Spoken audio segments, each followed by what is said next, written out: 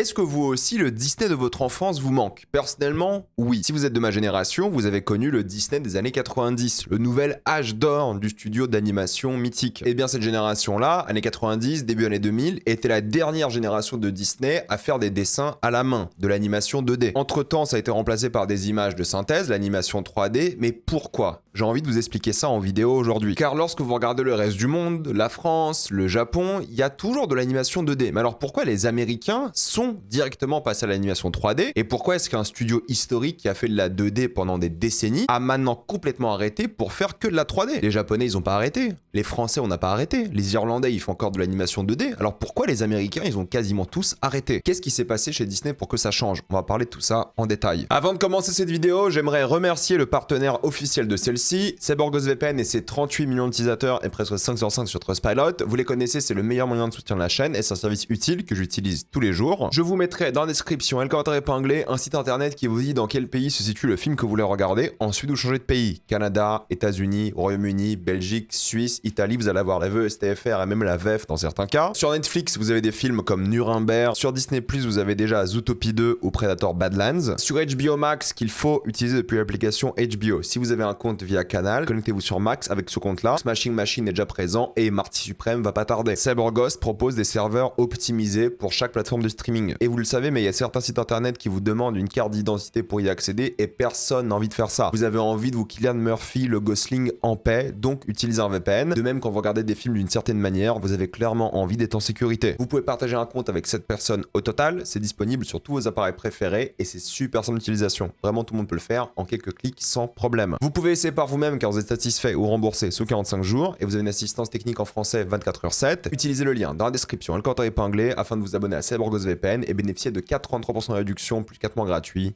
Foncez sur l'offre. Une rapide définition tout de même de l'animation 2D, elle se définit par l'illusion du mouvement en utilisant uniquement la longueur et la largeur. Tout ça représenté de manière très rapide, c'est-à-dire 24 images par seconde en général, ça peut être 12.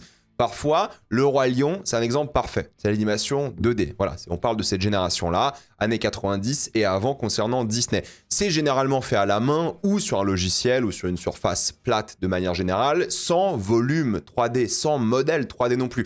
La profondeur de l'image vient de l'illusion et il faut dessiner chaque frame, chaque image une par une. Ça prend un temps fou évidemment pour arriver à juste quelques secondes d'animation. Un bon exemple chez Ghibli, c'est Ponyo qui visiblement fait 170 000 images faites à la main. C'est juste un exemple, il y a beaucoup de films d'animation qui ont plus d'images comme ça. Mais Ghibli font toujours de l'animation 2D.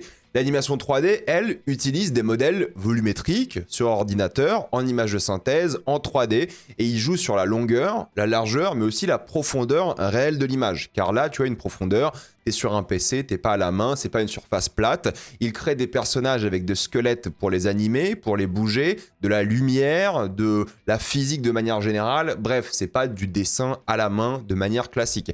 En général, c'est quand même une volonté d'être plus photoréaliste, entre guillemets, ou donner un côté stylisé à de la 2D. Mais en réalité, il y a une caméra virtuelle, c'est pas juste des illusions de caméra qui n'existent pas comme l'animation 2D. Là, il y a une vraie caméra, tu peux avoir des travelling, des mouvements dynamiques, traverser des objets ou tourner la caméra. Bref, il y a une vraie caméra qui existe ici. Enfin, une caméra numérique, mais c'est différent de l'animation 2D où il n'y a pas de caméra entre guillemets, quoi.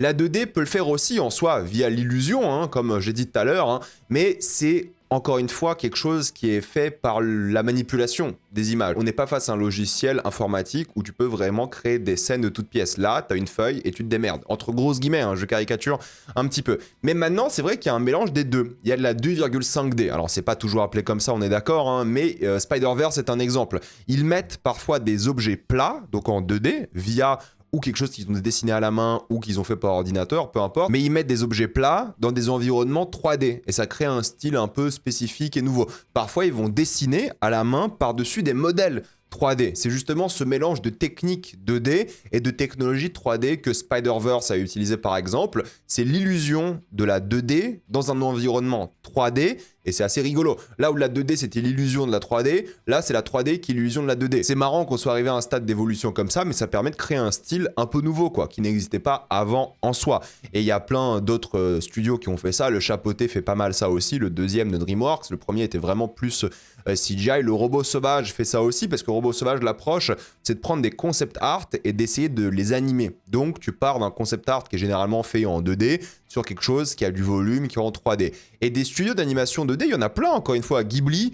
Ah oui, c'est un studio d'animation 2D. Ils vont peut-être jamais passer à la 3D, ils ont une 2D historique, tout le monde les aime aussi grâce à la 2D. Et au Japon, en fait, tous vos animés, pas tous, j'exagère quand je dis ça, mais beaucoup d'animés sont en 2D. La Toei, Madhouse, Trigger, c'est des studios qui sont historiquement en 2D, faits à la main. Quand je dis fait à la main, attention, ça veut pas dire qu'il n'y a pas d'ordinateur et ils ont juste une feuille, un bureau et puis basta. Ça peut être fait à la main sur ordinateur. Encore une fois, c'est pas littéralement un crayon à papier, des choses comme ça. Ça peut être à la main et de la 2D via des outils informatiques aussi aujourd'hui, évidemment. Mais on parle vraiment de volume, de profondeur quand on parle de 2D, 3D. La 2D n'a pas de profondeur réelle, c'est une illusion, la 3D en a. Je précise encore une fois au cas où. Il y a Cartoon Saloon qui sont des Irlandais qui ont fait Wolf Walkers récemment, qui était trop bien. C'est de la 2D, c'est magnifique, c'est génial. Quasiment tous les studios français, en tout cas ceux qu'on aime en général, ceux qui sont un peu populaires, alors pas tous, encore une fois, il y en a qui font très bien la 3D et on les respecte, hein, mais Armateur avec Kirikou, Prima Linea avec La Tortue Rouge, voilà, on est quand même le 3e plus gros producteur d'animation au monde, après les USA et le Japon. Et nous, on a encore beaucoup des studios d'animation 2D aujourd'hui, ceux qui ont fait Le Sommet des Dieux, on a Fortiche, qui est un mélange un peu des deux aussi, quoi, c'est, bon, des financements américains, mais c'est quand même beaucoup d'artisanat français, quoi. On a les studios 2,5D, entre grosses guillemets, encore une fois, Sony avec Spider-Verse, DreamWorks récemment avec Robot Sauvage, Chapeauté, Nickelodeon, Paramount qui ont fait les Tortues Ninja qui s'inspirent énormément de Spider-Verse, c'est ce genre de style aussi. On a, pour faire un petit aparté, les studios en stop motion, les deux gros connus c'est Laika et évidemment Aardman. Laika c'est Coraline Kubo, Aardman c'est voilà, c'est Gromit.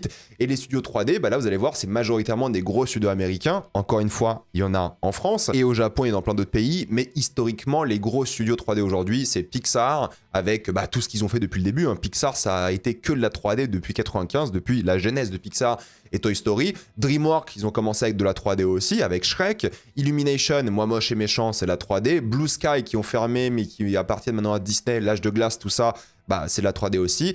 Et Walt Disney, maintenant, c'est la 3D. Mais alors, pourquoi ce changement? Parce que moi, j'ai grandi avec l'animation 2D de Disney. Hercule, Tarzan, La Belle et la Bête, Le Roi Lion, Mulan, des classiques plus que marquants à l'époque. C'est la renaissance de l'âge d'or Disney avec La Petite Sirène et tous ces films-là à l'époque qui ont vraiment changé l'image de Disney pour toujours et qui ont marqué ma génération et j'imagine plein de générations différentes parce que quand même, c'est l'âge d'or de Disney de 89 à 2002-2003, quoi, à peu près. Et c'est vrai que ces films-là étaient en animation 2D. Plus ou moins. Alors c'est ça qui est intéressant, c'est qu'en fait, Disney, dès qu'il y avait la possibilité de faire de la 3D, ils ont commencé à faire de la 3D. Pour vous donner quelques précisions, certains films avaient déjà à l'époque des passages 3D dès les années 80. C'est-à-dire que l'animation à la main commençait à être intégrée dans les ordinateurs pour faciliter certains process qui étaient trop chiants à faire à la main. L'exemple, le premier en tout cas, c'est le film Souris Détective avec cette séquence de Big Ben à la fin qui était faite par assistance par ordinateur, justement avec les engrenages et tout. C'était pour faciliter d'autres œuvres, hein. La Petite Sirène utilisait déjà des améliorations et un système d'animation sur ordinateur pour l'assistance. C'est-à-dire que pour colorer littéralement tout le film, ça prend du temps. Le coloriage, c'est quelque chose qui est tellement long et forcément qui coûte cher que si on pouvait l'assister par ordinateur, c'était évidemment mieux pour tout le monde. Et La Petite Sirène, c'était ça. C'était le premier film d'animation à avoir de l'assistance pour la coloration. Et ça, c'est quelque chose d'intéressant. Ils ont gagné un temps fou avec La Belle et la Bête. Regardez bien, la séquence du bal, les décors sont en 3D. Hein. C'est de la CGI. C'est littéralement ça. Ils sont pas faits à la main. C'est la pièce du bal qui est entièrement en 3D, quoi. Donc même l'âge d'or de Disney, on parle d'animation en 2D, 3D, tout ça, mais ils ont eu de la 3D depuis les années 80, quoi. En tout cas, avec de l'assistance par ordinateur dès que c'était possible, et ensuite de la 3D dès qu'ils pouvaient aussi, quoi. Je veux dire, oui, La Belle et la Bête, l'exemple, il est marquant, parce que quand vous revoyez le film, vous vous dites, putain, ça fait bizarre, d'un coup, il y a une scène en 3D alors que tout le film est en 2D, quoi. Le Roi Lion, la scène des gnous, elle est en 3D aussi, alors pas entièrement, mais il y a des séquences en 3D devant. Par exemple, Aladdin, la caverne, elle est en 3D, ça aussi. Tarzan, beaucoup de la jungle est en 3D directement avec des volumes et des modèles informatiques. La planète au trésor, c'est énormément de 3D, quoi. C'est l'un des premiers à avoir quasiment que des décors en 3D avec des modèles entièrement fabriqués comme ça par ordinateur, quoi. Atlantide, c'est plus de 360 effets numériques dans le film, quoi. Donc il y en a énormément. C'est d'ailleurs le record pour Disney à l'époque de mélange de 2D et de 3D. Frères des ours, on ne dirait pas, mais il y avait beaucoup de 3D pour le coup. La ferme se rebelle aussi en 2004. En fait, tout le long des années 80 aux années 2000-2004, pour être précis, Disney incorpore des éléments CGI 3D. Le switch, il s'est pas fait comme ça d'un jour au lendemain en disant on arrête la 2D, on fait que la 3D. Non, c'est pas par colère ou je sais pas quoi. C'est juste qu'ils commençaient à déjà expérimenter avec et ils se sont dit ok, c'est cool, c'est pratique, c'est utile. Et quand vous voyez ces films-là, parce que dans votre tête, c'est que l'animation 2D, il y a beaucoup, majoritairement même, d'animation 2D, mais il y a aussi beaucoup de séquences, alors pas full 3D pour le coup, mais avec des éléments, surtout de décors en 3D. Ils ont commencé avant Toy Story d'expérimenter avec la 3D, quoi. Toy Story, ils ont sorti le premier film, en tout cas, ils ont démocratisé la 3D dans un long métrage en 95 avec Toy Story, ça a marqué tout le monde évidemment, et ils appartenaient pas à Disney encore à l'époque, n'oubliez pas, c'est pas un studio Disney à la base, ils ont été rachetés en 2006. Donc Disney, ils ont vu Pixar, eux qui expérimentaient depuis le début, ils faisaient des choses un peu hybrides, et là, d'un coup, Pixar sort Toy Story, ça met une claque à tout le monde d'un point de vue technologique, et ils disent « Ah bah oui, c'est possible de faire des films d'animation photoréalistes en 95, et c'était impressionnant, quoi. Tout le monde était étonné, tout le monde était sur le cul. Maintenant que tu regardes Toy Story 1, ça a horriblement mal vieilli en termes de visuel. Ben normal, c'était à 30 ans, c'est logique, quoi. Mais à l'époque, c'était une claque, et Pixar est rapidement devenu une image et une icône de l'innovation. Et c'est ça qui était fort pour le public, et Pixar devenait rapidement plus marquant que Disney, parce que Pixar était associé à la prouesse technologique, et ça c'est un truc qui cartonne toujours au cinéma, la prouesse technologique, les gens ils adorent ça, donc forcément les gens vont voir Pixar en masse, et ils deviennent limite une marque plus forte pendant quelques années par rapport à Disney, parce que en termes de succès, Toy Story, Mille et une pattes, Nemo, énorme succès. Prenons quelques exemples. Pocahontas en 95, ça fait 141 millions au box-office, ce qui est pas mal. C'est pas un énorme succès, mais ça va. Toy Story, la même année, ça fait 191 millions. Donc rendez-vous compte, Pocahontas, studio historique de Disney, qui sort un film comme ça, qui fait 141 millions, versus Toy Story, un premier film d'un premier studio qui sort comme ça de je ne sais où, avec une nouvelle avancée technologique qui fait 50 millions de plus que Disney. Forcément, Disney, ils ont un peu le seum. Mais ça marche pour tous les exemples. Quasimodo en 96, ça fait 100 millions au box-office. C'est pas énorme, c'est limite un flop. Mille et une pattes en 98, 2 ans après, ça fait 162 millions. Ça a encore rebattu Disney. Tarzan en 99, 171 millions. Toy Story 2, 245 millions la même année. Disney, pour la première fois depuis 10 ans, voire plus, ils se font bouffer au box-office par d'autres studios d'animation. Et ça, ils aiment pas. Ensuite, qu'est-ce qui se passe? Shrek arrive. Shrek, c'est quoi? C'est DreamWorks. J'avais fait une vidéo sur DreamWorks il y a quelques années, ça s'appelle DreamWorks est mort, ou le DreamWorks que vous connaissez est mort. Allez voir, DreamWorks, c'est Jeffrey Katzenberg, un ancien nom très important de Disney. Il se barre, il fait un film en 3D avec Shrek, et Shrek, ça cartonne. Donc forcément, Disney, ils regardent tous ces films d'animation 3D, ils se disent, bah bordel, attendez, ils font plus d'argent que nous. Ils marchent mieux que nous, alors que c'est des studios qui ont fait un film, quoi. Donc t'as un géant mythique, l'une des plus grosses boîtes américaines de blockbuster, de ce que vous voulez, qui existe depuis des années, des décennies, qui se fait bouffer par des petits studios qui viennent d'être créés. Alors certes, des gens avec de l'expérience, je dis pas, des anciens de chez Disney ou des choses comme ça, Steve Jobs pour Pixar, il n'y a aucun doute sur ça, des gens très talentueux, expérimentés, mais en termes de marque, d'un coup, DreamWorks arrive avec Shrek, Pixar avec Toy Story, et qu'est-ce qui se passe chez Disney? Ils enchaînent un petit peu les flops, quoi. Donc là, ils arrivent à une sorte de fin d'âge d'or. La compétition est en train de les bouffer de partout. C'est un mélange de technologie, de chiffres aussi, qui fait que Disney sont de moins en moins confiants. Pixar, DreamWorks, ils explosent tout. Disney sort l'un des plus gros projets 2D, 3D, La Planète au Trésor, qui est un énorme four. 140 millions de budget pour 109 au box-office. Et ensuite, c'est suivi par Atlantide, qui a 140 millions de budget pour 186 millions au box-office, donc c'est un flop. La Ferme se rebelle, 110 millions de budget, 145 millions au box-office, c'est un flop aussi. Donc ils ont des énormes budgets, les plus gros de leur histoire, ils ont des gros échecs, et justement, après La Ferme se rebelle, Disney, ils disent, c'est bon, on arrête l'animation 2D. Ils licencient énormément d'artistes et leur équipement pour tout passer à la 3D. Ils ont tout viré, quasiment tout viré. Il y a 250 personnes qui sont licenciées, dont des gens de studios historiques, comme en Floride, ce genre de choses, qui ont bossé sur l'âge d'or de Disney. Il y a un super documentaire qui s'appelle Dream On, Silly Dreamer, qui parle de ça justement. Et il faut savoir qu'il y a plusieurs choses qui vont réconforter Disney dans l'idée de virer tout le monde. Premièrement, ils ont envie d'arrêter la 2D, mais surtout qu'en fait, le syndicat 2D était très puissant. Les travailleurs avaient des protections historiques, ils faisaient partie de la Animation Guild, donc ils avaient beaucoup de choses qui les protégeaient en termes de sécurité sociale, de salaire, de temps de travail. Là où les employés de la 3D, vu qu'ils viennent du monde de la tech, qui n'ont pas du tout les mêmes protections sociales, ils étaient bien plus facilement exploitables. Donc tu passes d'artistes 2D syndiqués avec de grosses protections à des gens de la tech qui sont des artistes 3D mais qui n'ont aucune protection aux États-Unis. Donc ils étaient moins payés, ils travaillaient travaillaient plus et ils avaient moins de protection, quoi. Et ça, c'est un tournant majeur chez Disney qui était géré par Michael Eisner, qui était donc le PDG de Disney à l'époque. D'après lui, la 2D n'avait plus aucun sens économique. La 3D était moins risquée, plus rentable et finalement moins cher vu le type de contrôle qu'on peut avoir dessus. Pourquoi est-ce qu'il dit ça? Parce qu'en fait, quand vous regardez bien, la 2D, c'est compliqué. La 2D, il faut faire minimum 12 frames par seconde, mais en moyenne, c'est 24, disons les choses. Il faut éclairer, colorer, créer un relief, une profondeur, tout ça à la main. En 3D, tu donnes un squelette à ton personnage. Tu as de la physique, de la lumière, une caméra virtuelle. C'est réutilisable à mort dans des films, des séries, des spin-offs, des pubs. Tu peux prendre le modèle, le mettre autre part. Pas besoin de redessiner par la suite. Tu peux mettre ça dans plein de médias différents. Il n'y a pas beaucoup de risques. Au pire, imagine ton film à la fin, t'aimes pas une scène. Au lieu de tout revoir redessiner, bah tu refais la scène avec ton squelette, avec ton éclairage, avec ta physique et tout. Donc pas besoin de tout reprendre entre guillemets à zéro, quoi. T'as déjà les modèles qui font que tu puisses animer correctement ce que tu veux animer, quoi. Donc forcément, oui, tu peux faire des modifications tard dans le projet, tu as un bien meilleur contrôle sur le projet.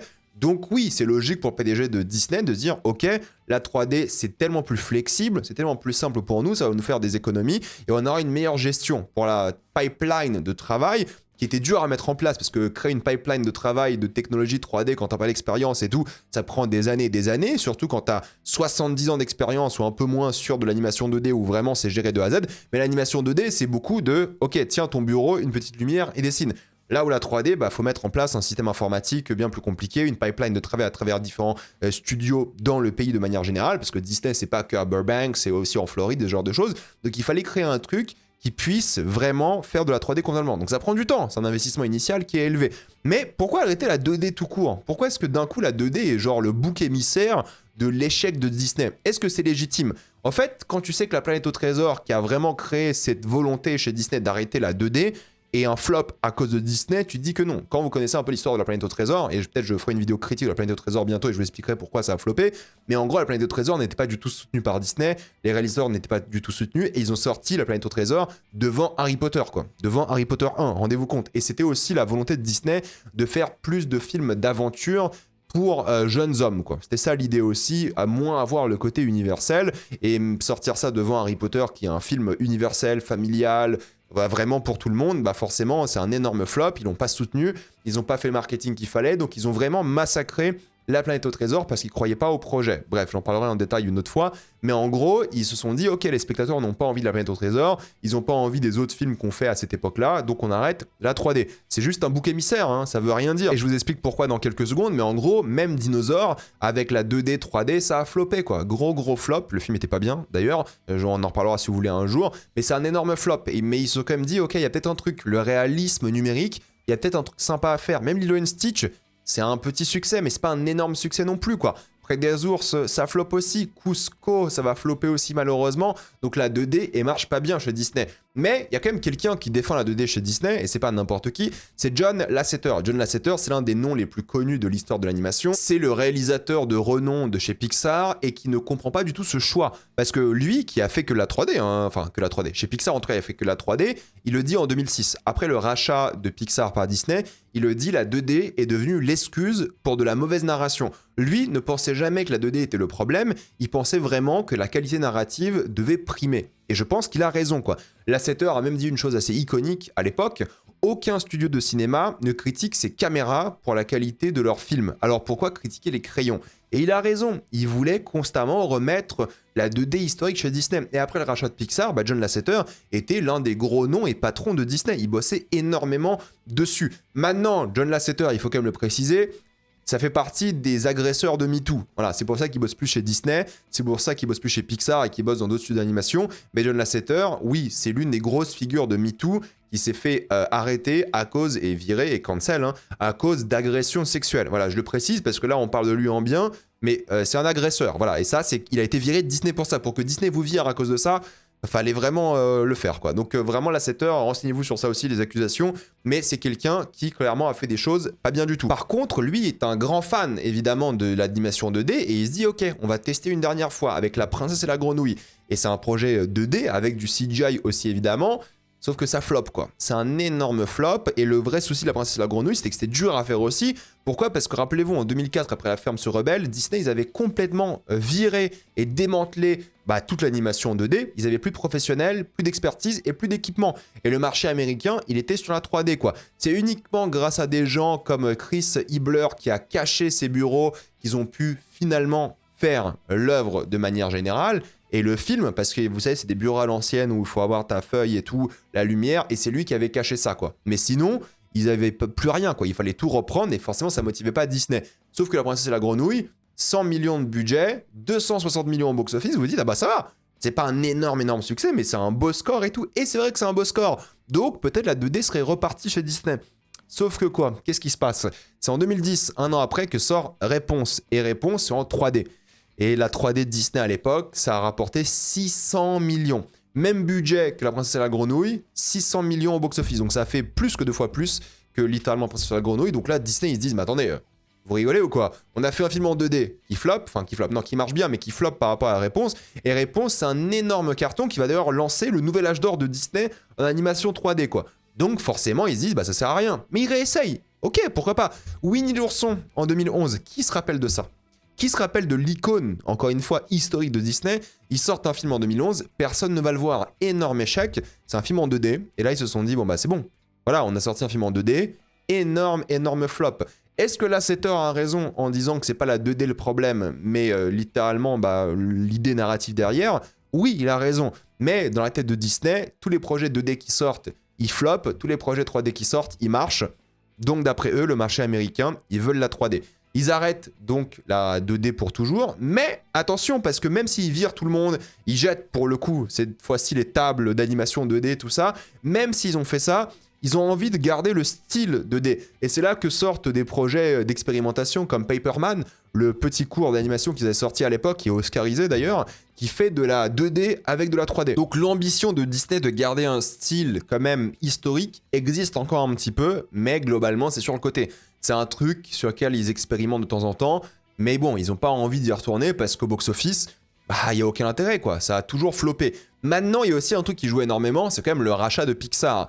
Pixar, ils l'ont racheté parce que c'est une boîte qui cartonnait, qui faisait de l'argent énormément au box-office et qui faisait de la 3D. Donc pourquoi littéralement quand tu viens faire de la 2D, quand toi t'achètes un studio 3D? La réponse aurait pu être simple, ils auraient pu acheter Pixar pour la 3D et eux continuent la 2D, hein. Ça aurait pu être ça aussi.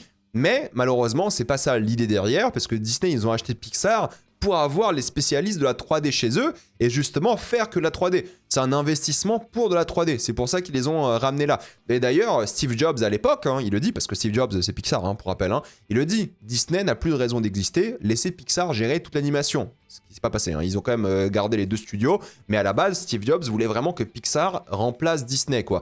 Et maintenant, t'as Disney qui est géré, en termes d'animation, par les anciens de chez Pixar, parce que Pixar a été racheté, donc c'est Lasseter et Ed Catmull qui s'en occupent, et donc forcément, quand t'as des spécialistes 3D qui reprennent ta branche animation chez Disney, oui, tu fais de la 3D, quoi, et tu les as achetés pour ça aussi, donc d'un certain point de vue, c'est logique. Mais même le mec, Lasseter de chez Pixar, qui fait la 3D, a défendu la 2D, quoi.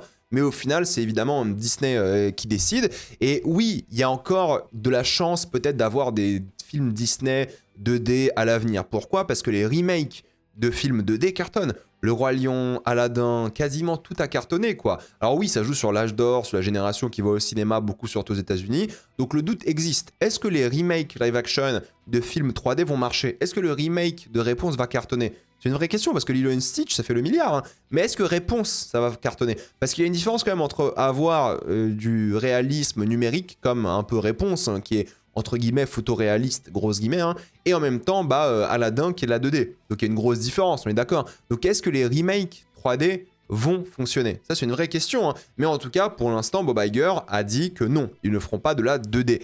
Il y a encore un peu de 2D tout de même chez Disney, on va pas se mentir. Il y a des petits trucs dans les films en 3D. Le mini Maui, là, le petit Maui qu'on a en tatouage, c'est la 2D en réalité. C'est le style de l'époque. C'est fait par ordinateur, mais c'est de la 2D.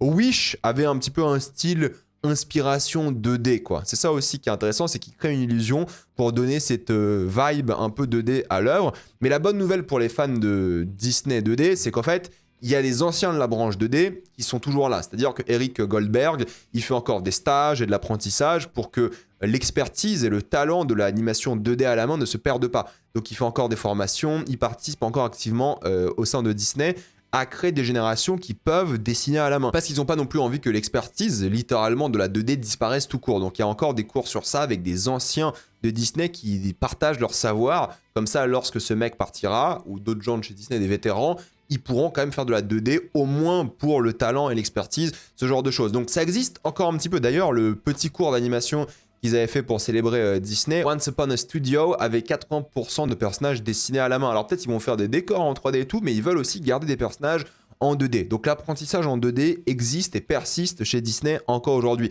Il y a un système de mentorat et tout, donc ils préservent le style, ça c'est sûr. Maintenant, est-ce qu'ils font des films ? Non, c'est ça la vérité, ils font pas de films en 2D, c'est fini, peut-être ça va revenir un jour, on n'en sait rien. Il y a, j'imagine, une demande par pure nostalgie de gens comme moi à revoir un style 2D, parce qu'en fait on est un peu dans le futur. La 2D de 90 et la 2D d'aujourd'hui, c'est pas la même. Quand tu regardes les Ghibli, il y a quand même une différence folle en 30 ans, quoi. Et c'est pas une bonne ou mauvaise chose. Moi, j'adore les films Ghibli de l'époque, j'adore les Disney de l'époque, mais t'aimerais bien voir le talent de la 2D aujourd'hui avec les technologies d'aujourd'hui, que ce soit de la fausse ou vraie 3D. Moi, je m'en fous, hein, personnellement. Que ce soit de la fausse ou vraie 2D aussi, je m'en fous. L'idée, c'est que il faut retrouver, je pense, un style, une direction artistique qui plaisait aux gens de l'époque. Donc forcément, il y a une différence, il y a un style qui rassemble, les gens sont nostalgiques, ils ont envie de voir ça. Il y a des studios qui jouent avec ça, Spider-Verse qui mélange comics 2D, 3D. Il y a beaucoup de studios étrangers aussi au Japon, en Irlande, chez nous qui font de la 2D très très bien.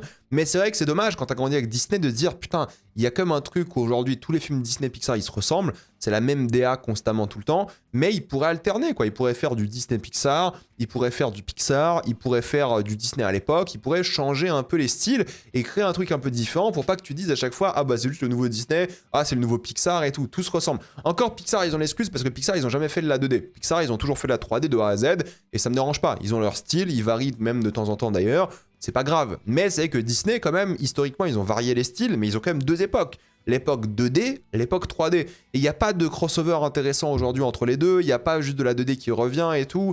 C'est un peu dommage. Et je pense que ça serait intéressant d'avoir de la 2D, encore une fois, faite à la main ou pas, on s'en fout, hein, mais de la fausse 2D, je prends aussi. Mais avoir une direction artistique 2D, ça serait bien de donner cette illusion aux gens. Il y a peut-être des tentatives. Pixar vont peut-être tenter un truc en 2D avec Gâteau, mais c'est un concept art qu'on a pour l'instant. On ne sait pas si c'est vraiment la 2D, on ne sait pas si c'est la 3D qui ressemble à de la 2D, ou on s'en fout en fait. Mais peut-être Gâteau sera un film d'animation à l'ancienne, fait par Pixar et non pas par Disney. Donc à voir en fait, c'est ça qui m'intéresse aussi, c'est à voir ce que ça va donner, dans quelle direction ça va aller. Moi j'ai envie qu'ils refassent des choses un peu différentes parce que c'est pas une question juste de 2D, c'est une question de direction artistique. Il y a un moment, tout se ressemble Pixar-Disney, depuis justement le rachat de Pixar en 2006-2007, réponse tout ça.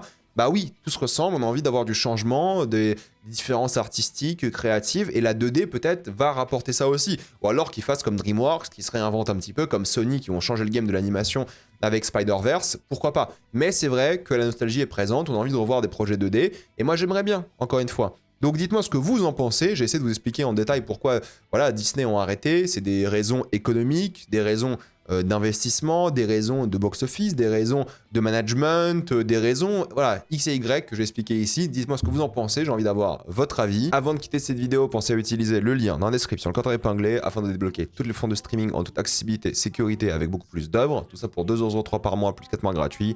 Foncez sur l'offre. Pensez à vous abonner à la chaîne pour voir les prochaines vidéos. Mettez un j'aime, ça aide beaucoup la chaîne. Suivez-moi sur tous mes réseaux. Maintenant, les vidéos sont disponibles en mode podcast un peu partout. Et suivez-moi aussi sur Instagram, TikTok et Twitch. Et moi, je vous dis à la prochaine fois. Salut à tous.